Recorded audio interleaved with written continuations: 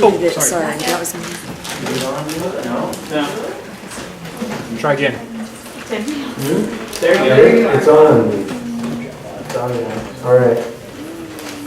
Welcome back. Our next reader is Elizabeth Cooperman. Here are some things that I'm supposed to say about her first. She was raised in Chicago and Cleveland by a family of scientists and painters. In college, she considered becoming a therapist, but was drawn to the impracticality of art. She now thinks of writing as a place to practice her own quote, it was loud, her own quote, bad, stylistically insignificant science, end quote.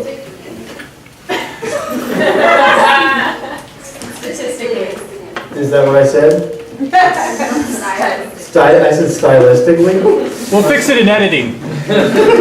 Since finishing the MFA in 2010, Elizabeth has attended 2 artist residencies, one on the banks of Mexico's Lake Chapala, and the other at the edge of a dry Illinois prairie. But she's also my roommate. I wanted to say a couple things. Just that, thank you for helping me move away from a house across from an auto dealership. And I didn't know you wanted to be a therapist at one point, but it makes sense considering how often you stand in the kitchen with me while I neurotically wash the dishes and complain. And you just listen. I'll never forget the moment we bonded in David Shield's collage class over a line from Barry Hannon's Boomerang. And I remember the line. And I'm sorry for always making our house smell like chicken. Those are the things that I want to say. Everyone, welcome Elizabeth Cooperman.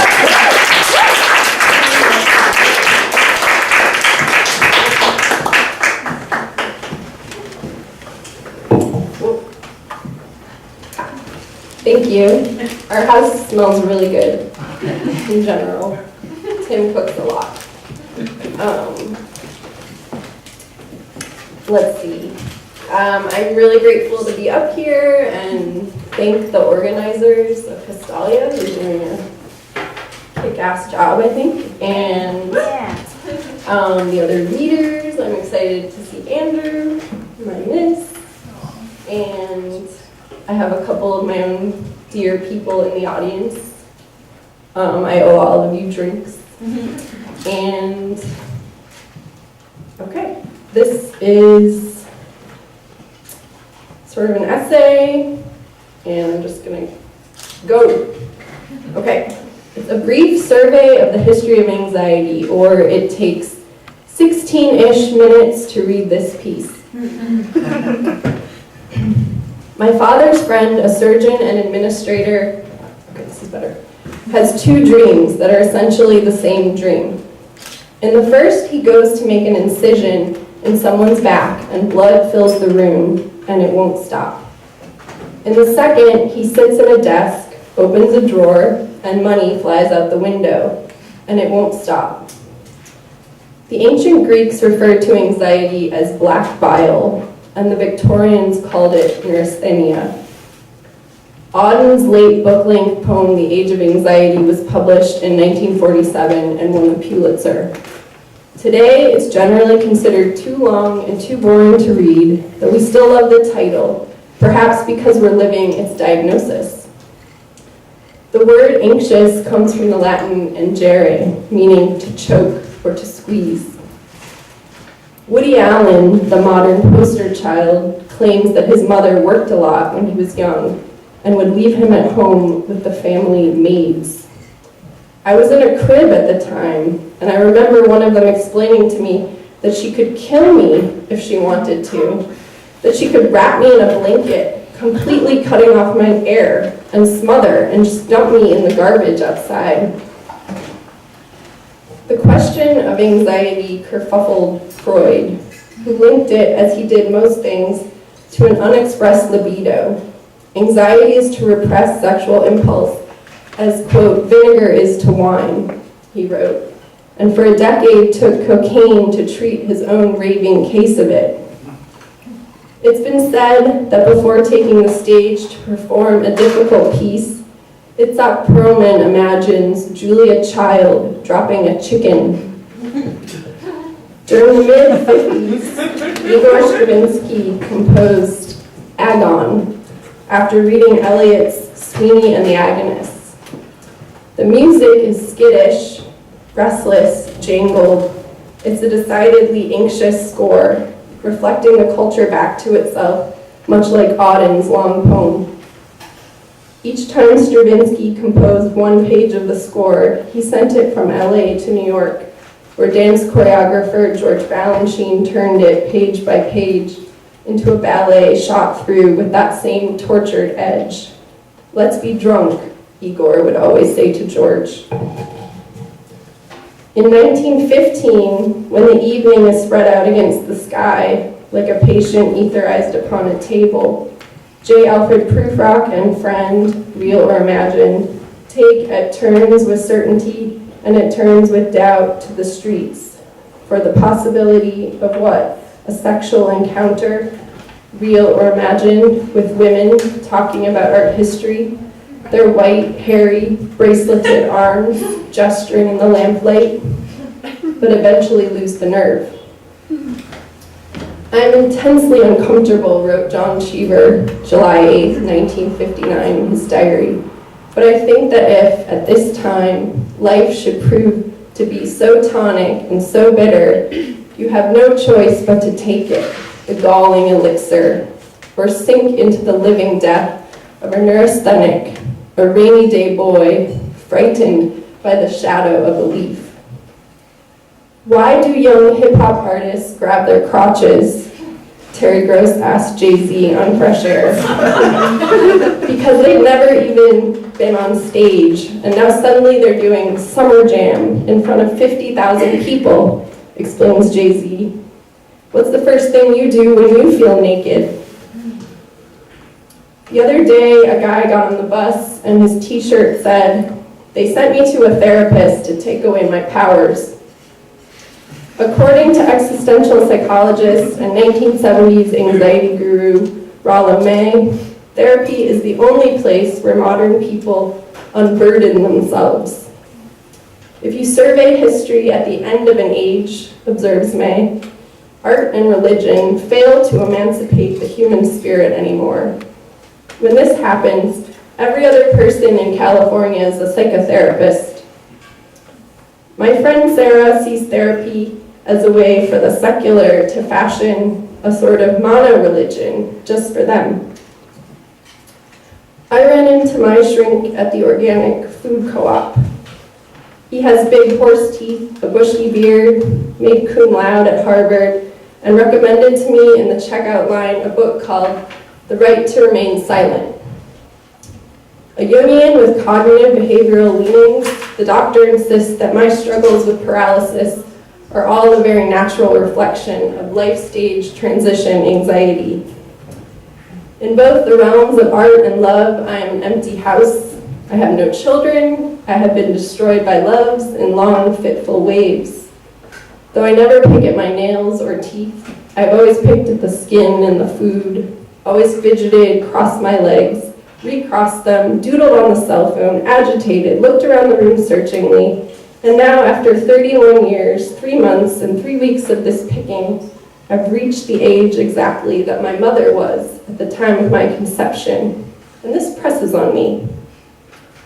My occupation and only source of meaning is several times a week to take the old blind man out for coffee and read to him, filling his darkened mind with images of birds and skies and canyons, or to take from him a dictation of some passing phrase that scuttles into his brain, something like, "A woman's skin is just like a tomato," or "Love is a river, and at its end sits a beggar," or "Gather ye rosebuds while ye may." Though I may admire a sunset, a spectacular sunset, an exceptionally spectacular sunset, I'm bloodless to do my part, to place it in a sonnet, or write a song for it, or even to paint it on a face. Just last night, a poem that might have been written about the sunset half came to me, but by morning the truth had shifted. The sun now hit the carpet in such a way that said, do not confront the sunset until you have considered the chiffon frisson of my light against the fibers of the carpet and what this means. How sad it is that all my hopes come to be shaped like this on the paper. At 93, the old blind man is still waiting to be printed in the New York Times or picked up by one or another prestigious publishing houses. Under the bed, he stores the large red box of poems and stories, mostly about the desert, the ocean, people he's met riding the train, or famous writers he's observed, like zoo animals, at summer conferences. But for now, he and I have a bond. We are the premier fanboy and premier fangirl of what we call real artists. The old blind man is nothing if not bubbling with opinions about exactly who and what is an artist, who and what is a writer, and who and what is not. An artist is born, not made. An artist is more creative when he's alone and suffering a little bit. An artist should only marry someone who understands that artists need to be free. You can recognize an artist by her hands or by her burning eyes. A writer should be as truthful as a child. A poet is someone whose head goes round and round in circles. Great writers sublimate. Now that's art. If you're happily married and have sex, you don't have to write a damn thing. We're both trying to figure out, I think, if we are artists, an agenda we rarely acknowledge, but which selfishly drives our research. At this point, after a review of various literature, we can assure you that the truest artists run hot, are lascivious, are mentally or physically sick, and or had near-death experiences as children. Stephen Crane wrote The Red Badge of Courage because his fingers itched, says the old blind man. And Rachmaninoff had huge hands. He could play tremendous chords. His music was inspired by the primitive sound of brass church bells. He was always moving his hands. Stravinsky's work table looked like a surgeon's, and he labored there 9 hours a day. He was intolerant of chaos, a collector of clocks and watches. Friends to his wish for precision, delicacy, refinement, said Balanchine, who got his ideas at the ironing board, hands moving in time across white sheets.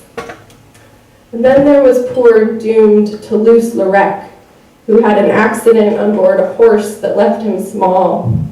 That man drank too much absinthe and felt most at home in a house of prostitution to paint a naked lady. At age 6, the old blind man's mother took him to a special art school in New Orleans to be tested. And they stood him at an easel and he painted a burning house. And they said, yes, the little boy's an artist. Soon after the test, however, he broke his wrist wrestling. An inexperienced medical resident then overdosed him on ether. When his mother brought him back to the art school, they told him, no, I'm afraid he's not an artist. I want to write well, but don't have, like Anne Carson, visions of undulating plastic containers in which to put language. Staring at the page, I don't have grief or hunger, but rather go limp in the instinct, like a rubber chicken. I know or assume the problem is a sort of nominal stage fright, that any paper or screen implies a nastiness full of audience. Years ago, performance artist Marina Abramovich set out a table of objects and let people do whatever they wanted to her body for 6 hours. Scrape, tickle, point a gun at, knife, undress, etc. The public can literally kill you, she said afterwards. And yet one needs that public, that audience, like a child needs its mother's gaze, the eyes, fingernails, ears, heaving chest of a huge, beautiful audience. Balanchine once choreographed a ballet for 50 circus elephants.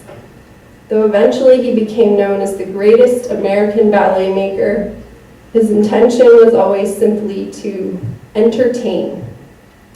He said all he'd ever wanted was an enormous stage. When he first started performing, Woody Allen was so shy and so unused to the stage that he used to take the mic cord and wrap it around his neck, literally enacting the etymology of anxious. He scared people. They thought he would choke. "I am in chains," cried Kafka to his beloved.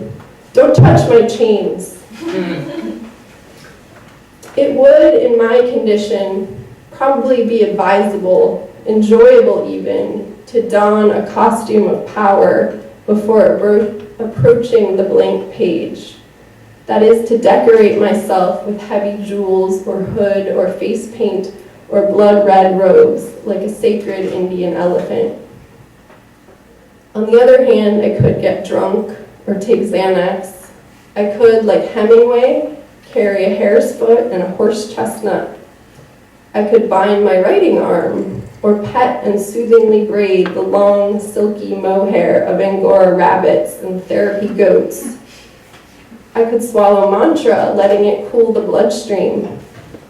Montaigne carved prescriptions into the wooden beams of his heaven prison. Lee Krasner painted Rimbaud's manifesto of disorder on the wall in blue and tore her drawings up and threw them onto the floor. Choreography is like cooking or gardening, not like painting, because painting stays, says Balanchine. Dancing disintegrates. Like a garden, lots of roses come up, and in the evening they're gone. Next day, sun comes up. I sometimes worry that artists are more animal than I am, with raccoonish hands, bat ears, propulsive dog-like digestion, the most sensitive noses and pricks, extremely mortal. Stravinsky described his relationship to making music as a sort of daily discharge. That word, it's disgusting. What? A paste, a foam, a huff, a jerk, a dumped bag, a discharge? Isn't it what a worm would do out of its eye? Is a real artist just someone whose discharge we don't want to throw in the garbage? Someone who makes the waste of life beautiful? What does this mean? A dancer once asked Balanchine during rehearsal. Mean, he said? It's about nothing. It's about time. It takes about 15 minutes to dance this ballet. Agon means contest or competition. According to Harold Bloom, all poetry was originally agonistic. In antiquity, poets were challenged to duels, and the competition squeezed out great results forced in the throes of crisis, increased anxiety that heightened the performance. To have all the time in the world meant nothing to Stravinsky, said Balanchine. It was the lack of time that excited him. And indeed, there will be time to wonder, do I dare, and do I dare? Prufrock thought he had all this fucking time to descend the stair. There will be time for this, there will be time for that, insists Prufrock in the poem. When Balanchine, the one with ballets and roses and beautiful women coming out of his ears, is saying, I have no time to rest. I have only one lifetime in which to force the most exquisite use of the body. We're born with a craving for beauty, says the old blind man, whether it's a knick-knack or a rock or a pot. Take this down, he says suddenly. It's called Irresistible. A woman, perfume, irresistible. I can tell the old man thinks he's got it. And in that instant, perhaps he has. Of course he has. The roses spill from his eyes. But by the evening, they're gone. Next day, the sun comes up. Thank you, guys.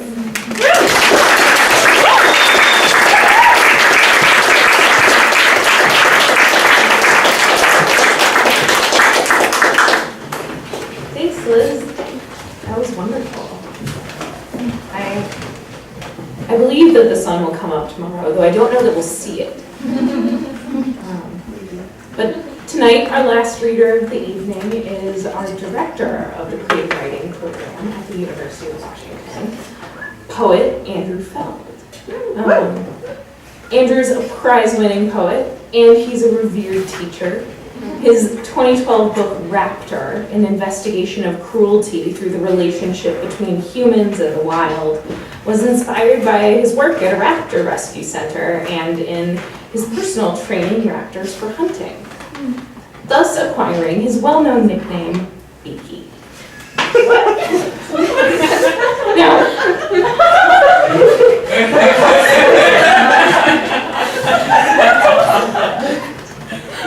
Beaky Feld is also a veritable encyclopedia of literary history. If say, you approach him with a question like, why not end a line with be or and? He has this button that will trigger an avalanche of tones from his extensive collection of iambic pentameter as his face suddenly reddens and his lips clench. In workshop, he leads us through Milton and Marvel, demarcating the most pertinent caesuras and reminding us that the fig is testicular fruit. King of the patterned or pastel button down, author of The Original Citizen, please welcome.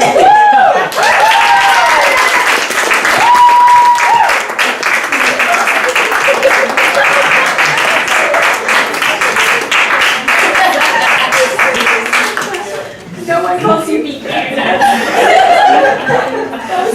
It was a joke.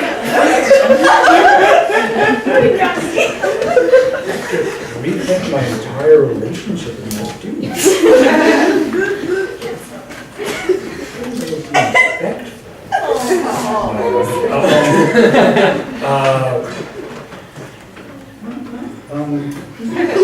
Let me start coming up with nicknames.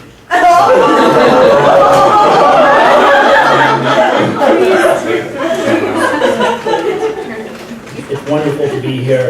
It's been, again, just totally reminded of what a brilliant bunch of writers this program has, and it's really, and has had.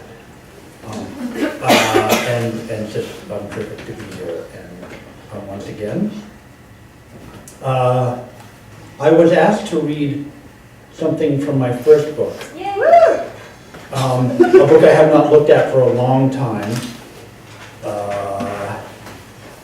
So I'm not quite sure what I'm going to do up here. I'm going to read a bunch of new poems and then see where that gets me, and then read a poem from Citizen, I guess, and see, just to be sure we can all get out before the gates close.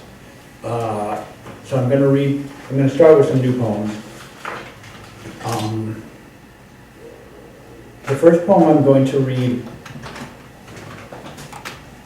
when I read it here last year, I read a bunch of poems from Raptor that had to do with traveling cross country, and then I read a poem that I had written just recently a year ago. And when I read it here, I realized it was totally nowhere near finished, so I put it away. And I took it out recently and rewrote it. So the first version was about 25 lines long, and of that version, 3 lines have made it into the new version. So it's like 90% new, I guess, around there. And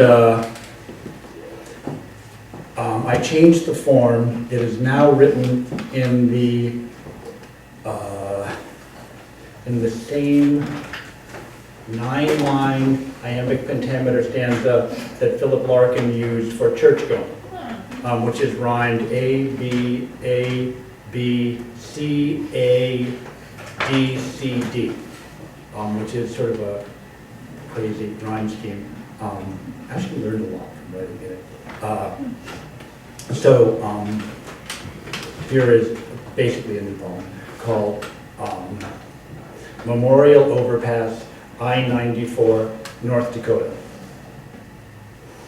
No services, the emptiness declares, as off the interstate's destination-minded miles, this exit to nowhere no one who's not from here would give a passing thought to, grumbles up to a cattle guard. At 6 a.m., clouds thin as tissue paper absorb a sunrise of spilled orange juice. The road I've run out of ends in steel bars before a wide, highway-divided view. With time and light to burn, I can afford to take some measure of the state I'm in, the wealth of space. Green-lined fields, checkerboard, up to an impossibly far-away horizon.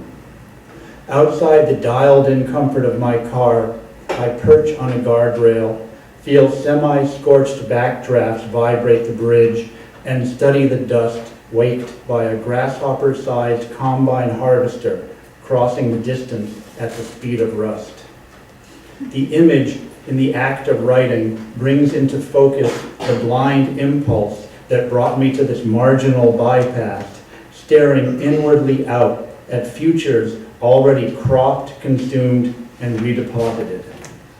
On the post supporting me, a coiled guitar string, electric, high E, stapled with plastic flowers below a zip-tied plastic envelope, and empty 40s recall a crossing over into the unhabituated planes of private, personal loss. Standing above the glass and plastic litter of his name, overlooking the remoteness where he lived, when he lived, a weather-stiffened, fading soldier keeps his amiable, Midwestern blankness trained on the beyond, as is appropriate, this flatlining emptiness the tourists stop for and call larger than life, which nothing is.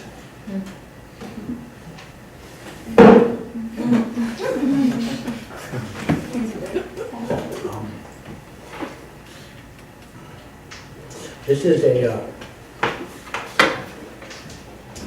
a poem which employs the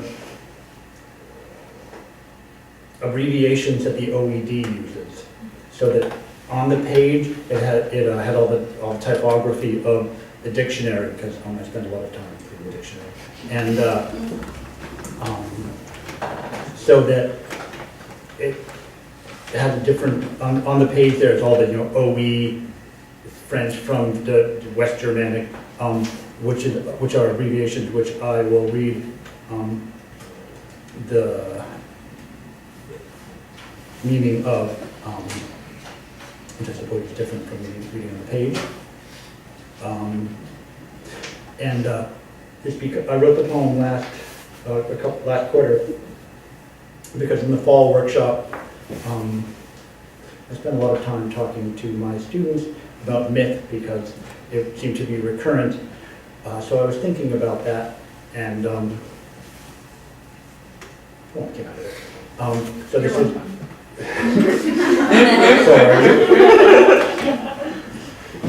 This is called a short exegesis on a familiar theme for my students. The mother always has to go. She is defined by her absence. The father is a form of architecture, a structure in whose offices the state exercises its primary organs of power. His job is his name: woodsman, forester, gamekeeper, The stepmother is the root of the problem. Step, you think, noun, Old English, step, state, from West Germanic, from base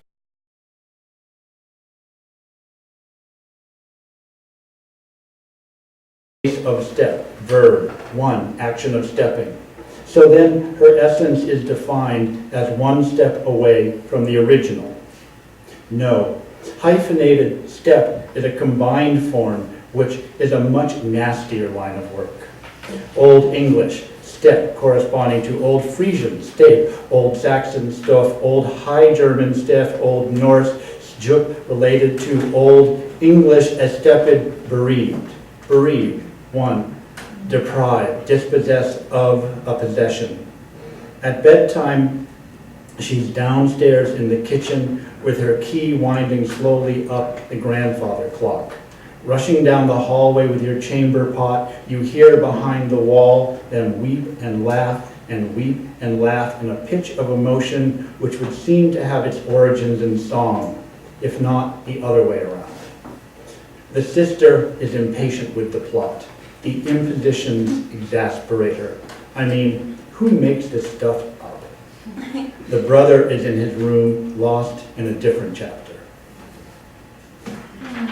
Any questions? The lesson? I'm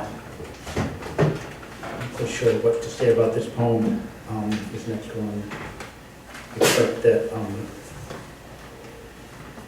you move to a different town and you're of a certain age, and it's really hard to find a good doctor.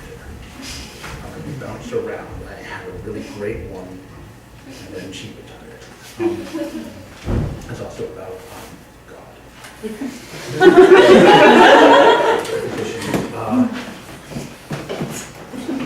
And I also have to apologize in advance because this poem gets gross. So, I actually had two doctors, Dr. Law and then Dr. Dim, spelled D-Y-M, who was my second doctor. I have a great doctor now, Dr. Dim did. Dr. Law, at our first appointment, told me for her it was either doctor or none. No kidding. Life offered only two options. Dr. Dim's assistant tapped at one key. Sorry, she giggled, new system. So, where's the soreness? Red-haired and devout, Dr. Law warned me in 5 years she'd be retiring. In Dr. Dim's reception room, after she did, his receptionist took a cigarette break while copying my license and insurance. Dr. Law's nurse kept her nitroglycerin supercharged Shelby Mustang V8 GT idling outside if the weather was nice. Dr. Dim palpitated my inflamed testicle and reassured me it would feel more like cauliflower if it was a tumor. Scratch that off the menu. Dr. Law had a Chinese 17th century silk dress framed on her office wall. However you want to define art, it was the real thing. Does this hurt? Not worse than watching my son sled headfirst into a tree, or my father dying. I would like God to be like Dr. Law. In her waiting room, a signed Denise Levertov broadside, daylighting, and Dr. Dim's, an old couple, hugged each other, crying.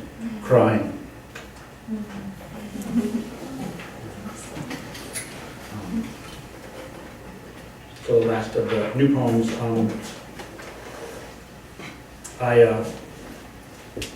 Tanglewood, I guess it's a short poem, but Tanglewood is the summer residence of the Boston Symphony Orchestra, and it used to be a private estate which was donated to the Boston Symphony Orchestra. And Bar Harbor is a very exclusive place on the coast of Maine where New England blue bloods go yachting. Two Tanglewood lions, the title is The Bat. Two Tanglewood lions guarded the house. Her grandfather was Robert Lowell's physician. Daphne and Curtis were up in Bar Harbor.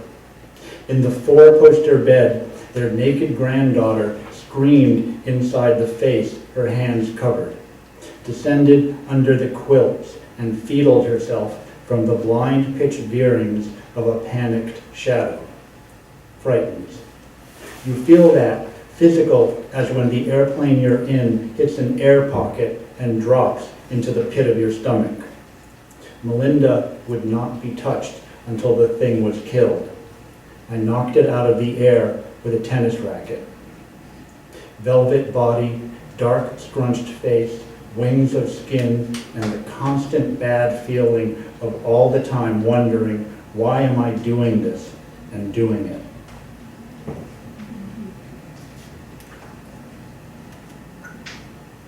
There's a Richard Wilbur poem called Love Calls Us to the Things of This World. And at one point I thought I'd call this poem, Love Calls Us to Kill the Things of This World. But then I decided that would be a really funny title for a not very funny poem. Which wouldn't be really good.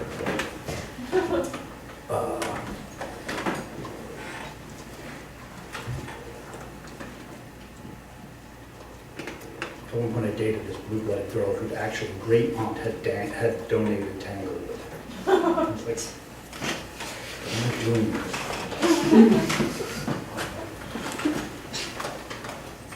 Which is the exact same thing her parents thought.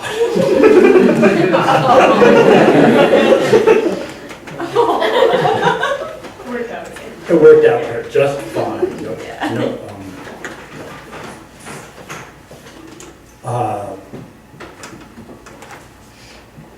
It's strange to be asked to read from Citizen, which is a book I haven't looked at for a very long time.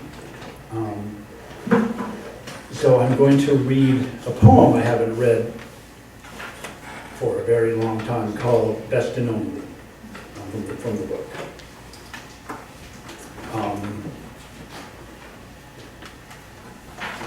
I don't know what to say about, I grew up in a household where good liberal Democrats would lose their minds at the sight of Nixon on TV. And the one thing you always heard about was Bibi Rebozo was a Cuban financier with clear mafia ties, who was Nixon's official best friend, because Nixon had no friend. So he had a friend, and he had to be declared the Nixon's, according to White House protocol, Richard Nixon's best friend. And he was also his only friend. But then after Nixon died, Bibi Rebozo wrote this beautiful piece about what a wonderful man Richard Nixon was, and there was very clearly this genuine emotion between them, and it made me just think about these people who you hate so intensely, and yet clearly there's this thing that is real between them, and it was odd. So that's what brought the poem on. Best and Only. 1, The Ship of State. It's in 3 sections. 1, The Ship of State. The way a carp's speckled brown and white head flashes just below the surface of the Potomac night waters, Richard Nixon's penis almost enters the national consciousness as a thin gold thread of urine stitches him to an August night in 1973 on the stern of a Sequoia. Standing beside him is the Cuban financier Bibi Rebozo, who is also pissing into the river.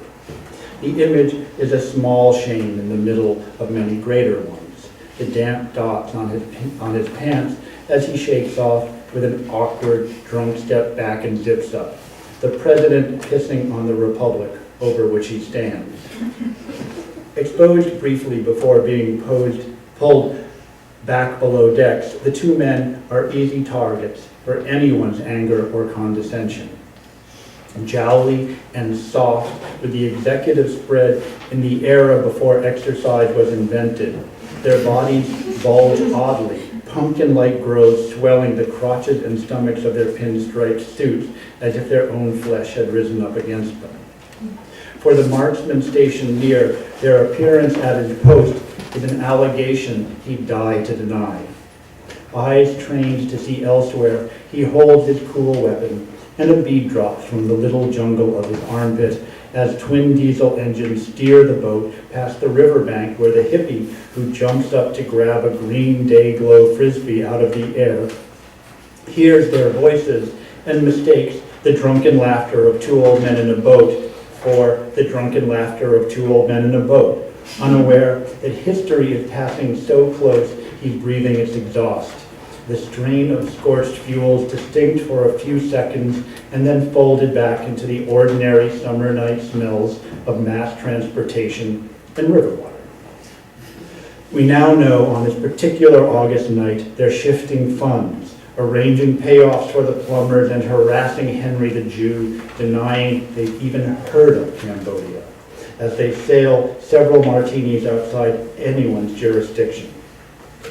For these and other crimes, may they be lodged in the sulphurous cavern of Satan's anus forever. But what of the genuine warmth all the biographers agree burns between these two men, the actual human love they felt for each other? Is it only the gaseous fire of butane tentacles wrapping around a bushel of asbestos logs in the below-deck bar's mahogany dark? Or is it the quicksilver spirits in the funneled glasses they lift to each other, a whisper of vermouth tasting like amnesia in the gin's frostbitten false fire, the warmth in each sip drawing them closer together? 2. From the Apocrypha of Bibi Rebozo. 3. Protesters under the cherry trees. Notice how each fallen petal rots from the inside with a small brown dot on its delicate center seam, like a piece of used toilet paper. So corruption is essential in us. It's in our guts. 7. The young no longer dance. Instead, they twitch as if their electric guitars were electrodes taped to their genitals. If only. But their children will rediscover the steps they abandoned and follow them back to us. 12. Richard, I dreamed we walked the fine silver sands shoring the Bay of Pigs, and there beside your wingtips tip we found a gull poking its bill into the gills of a still living fish. Out in the surf, girls' voices called for your attention as Tricia and Julie came riding shoreward on the crests of waves, and this length of scaled muscle was eaten alive at our feet, drowning in our oxygen. 3. 19 -- an elegy. Apollo, Bibi Rebozo, Beatniks, The Car, Counting Backwards, Cold Warriors, The Century I Was Born In, Disney, The Great Depression and Antidepressants, Everest, The Evil Empire, Electric Light and Atomic Energy, Frost at Kennedy's Inaugural, Fucking, Free Love, Gridlock, Harley Davidson and Hell's Angels, Ho Ho, Ho Chi Minh, The Ivory-Billed Woodpecker, The Iron Curtain, Joke, how many right-wing neoconservative conspiracy theory survivalist NRA, MIA, VFW, free market, anti-establishment radio talk show host loving loners does it take to ruin a light bulb? The Killing Fields, Love Beads, Love Inns, Love Canal, The Mall of America, Medical Waste, Richard Nixon, No One's Home, the century when oral sex came into its own. The Overdose, People, Peace Mix, Plutonium, Post, Pop, plastic-wrapped bundles of cocaine washing up on Florida beaches, Queer Theory, Race, a small car like a stereo on wheels, the soul singer's voice tearing through paper speaker cones, the way the flesh is formed and deformed by the...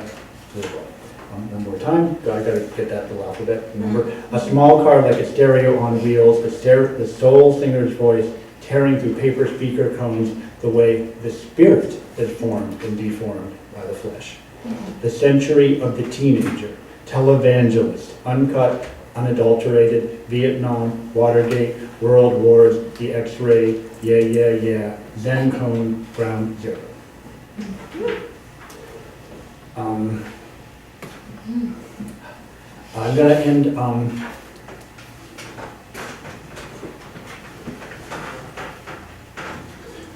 I end? I have absolutely no idea. The boxers. Maybe I'll read, what's that? The boxers. Oh, okay, all right, I haven't read that when I was in Houston, I took up boxing. Don't try and fight me, you'll be beat the crap out of me anyway. I have no pretensions to toughness whatsoever. But when I was in Houston, I did, actually. There was a boxing gym that was owned and managed by a guy who actually trained Muhammad Ali. no, the guy had his ear bitten off. Mike Vander Tyson. Holyfield. Holyfield, yep, yeah, Holyfield used to work out in the gym.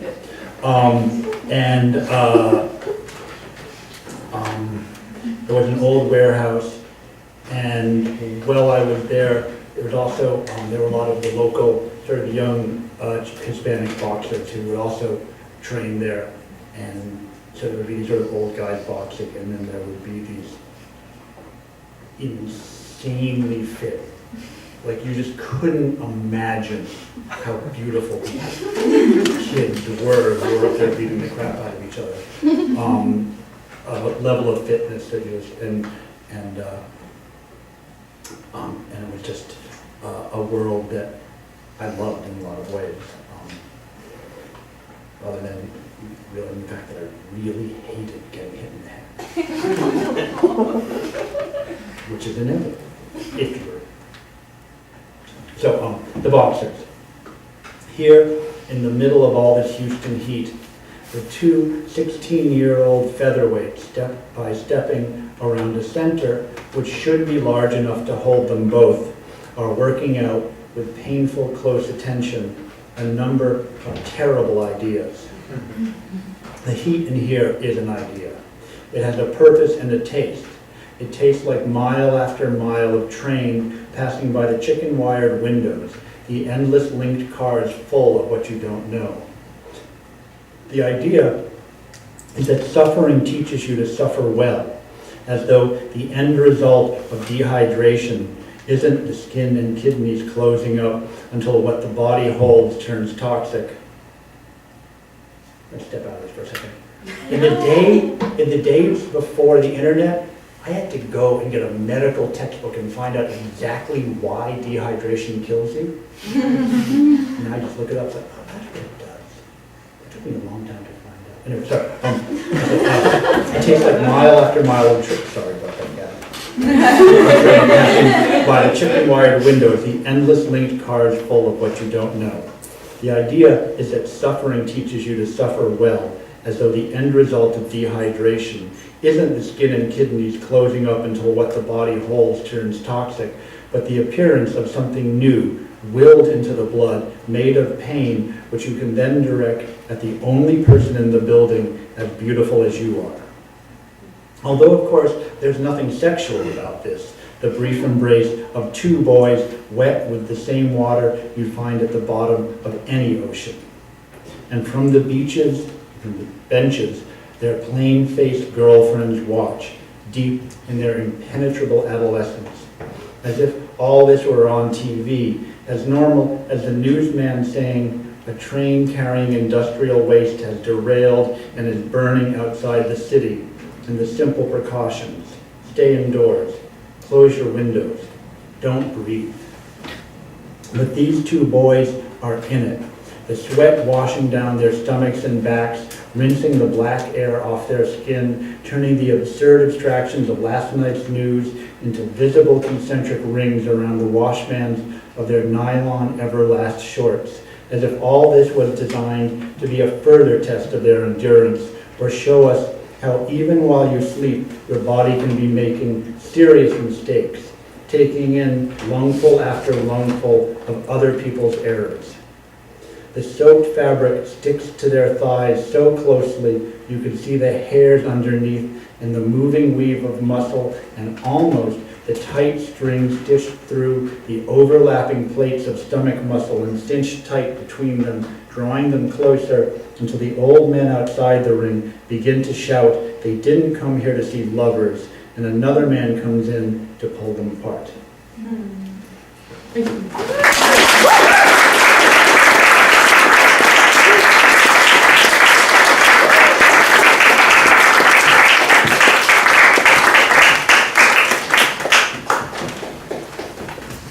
Let's have one more round of applause for all of our readers.